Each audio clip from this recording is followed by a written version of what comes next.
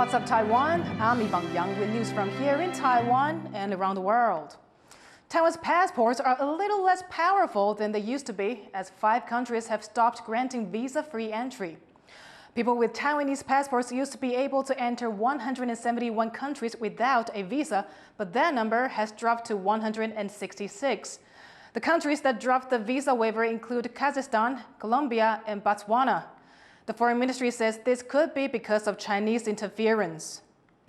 每个签证待遇异动的个案情形都不一样，不能一概而论，但外交部都不能排除与中国施压有关。 Taiwan relies on undersea cables to connect it with the world, but a dozen of them were damaged last year alone, and that's raising concerns that those links are too vulnerable. Hamil Kong reports. A report from Taiwan's National Audit Office shows that Taiwan is struggling to protect its undersea internet cables. Now, this is a map of all of Taiwan's active undersea internet cables that it uses to connect with the outside world. Now, this report shows that a total of 12 cables failed last year, were damaged. Now, that's the most in 5 years. This report is revealing that a lot of the times it's foreign fishing vessels that will sail in the Taiwan Strait and will sometimes drag their anchor or their net to catch fish. And when they do that, they also damage the cable that's lying on the sea floor. Now, Taiwan's submarine cables are very important for the country to connect with the outside world. Taiwan only has about 14 cables. And analysts say that it's not just about keeping Taiwan connected, but Taiwan in general serves as a hub to link other countries in the Asia-Pacific region with the rest of the world.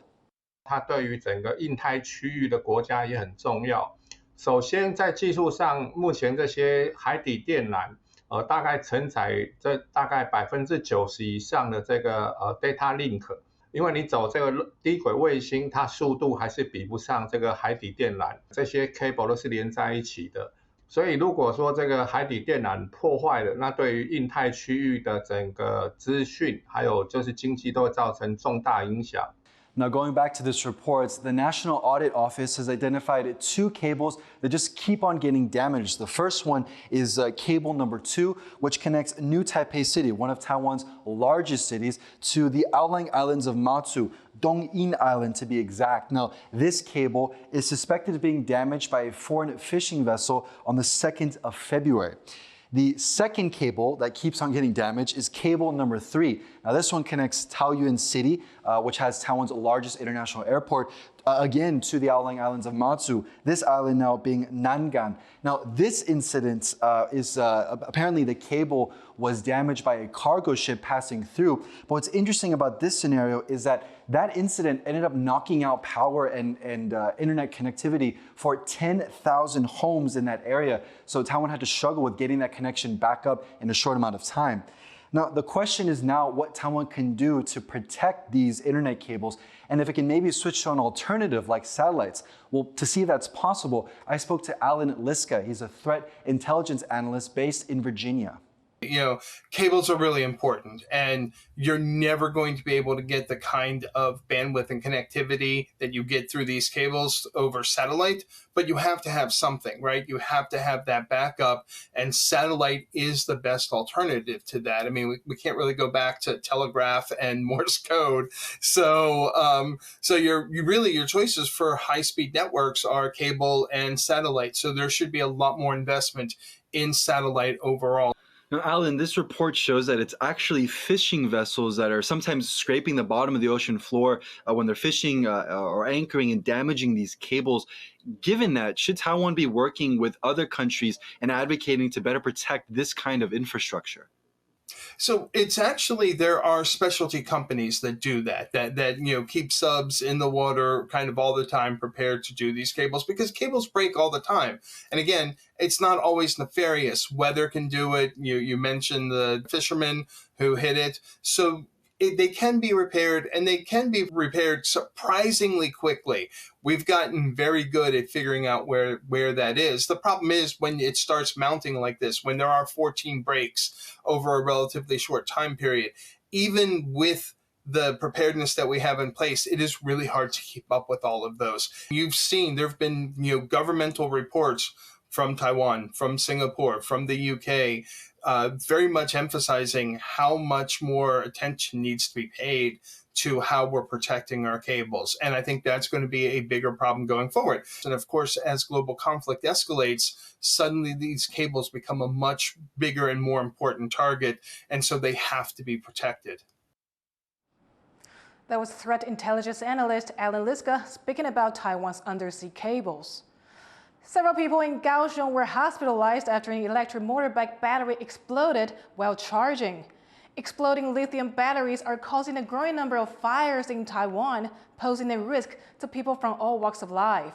John Van Trieste reports on how Taiwan is responding to this trend. Since 2020, Taiwan has seen around 100 fires every year that began with an exploding lithium battery. Though prolonged charging or physical damage are often to blame, these explosions can appear spontaneous. The fires they cause can spread violently out of control in seconds and are occasionally deadly. But getting this problem under control has so far been tricky. The issues begin in the factories where these batteries are made and stored. In Taiwan, factories have to declare lithium batteries as a hazardous item if there are enough of them in one place. But there have been problems with enforcing rules on dangerous materials in factories here. And in the case of lithium batteries, there are exemptions too. As for standards for safe storage and how to respond when a fire does break out, there aren't any, something that troubles fire safety experts. 未来大家应该要更关注的重点，就是当今天灾害发生的时候，你如何做出正确的应变？企业应该要负责责任，对啊，不管从保护自己的员工、保护自己的财产。 But consumers also need to learn how to handle lithium batteries safely, especially as they're used in a growing number of products, from handheld fans and phone chargers to cars.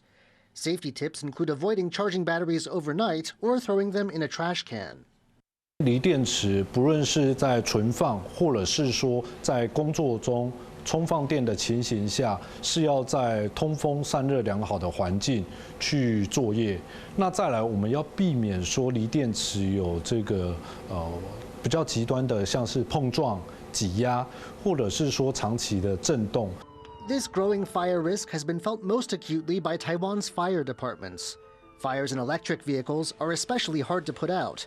Studies show up to 75 tons of water, enough to fill more than 30 Olympic-sized swimming pools, may be needed just for an ordinary car. And the risks lithium batteries themselves pose to firefighters are immense. 它燃烧反应非常的猛烈。好，第二个呢，它会产生大量的热量，它会产生大量有毒气体，它本身会产生氢气，所以它基本上是不需要外来氧气的供给，它就会持续扩大。 Taipei has experimented with a range of gadgets, including remote sprinkler systems that can fit under burning cars and mobile fire hydrants. In rural Taidong County, meanwhile, firefighters are exploring the idea of dunking burning vehicles in makeshift pools assembled from waterproof panels. But as in factories, standard responses are lacking, putting people at risk as lithium batteries become more and more a part of daily life. Chris Ma and John Van Trieste for TaiwanPlus. A university team has successfully launched a research rocket from a site in Taiwan's far south. The rocket was developed by a team of 11 students in National Yangming Jiaotong University's aerospace program. The rocket, not including the propulsion system, cost just around $600 to make. It's the first to be fully recovered after launching from the site in Pingdong County.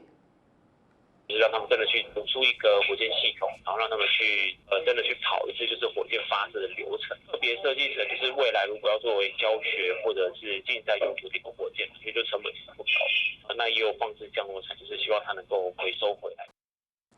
Thank you for watching What's Up Taiwan. You can visit the TaiwanPlus website or follow our social media for more stories from Taiwan and around the world.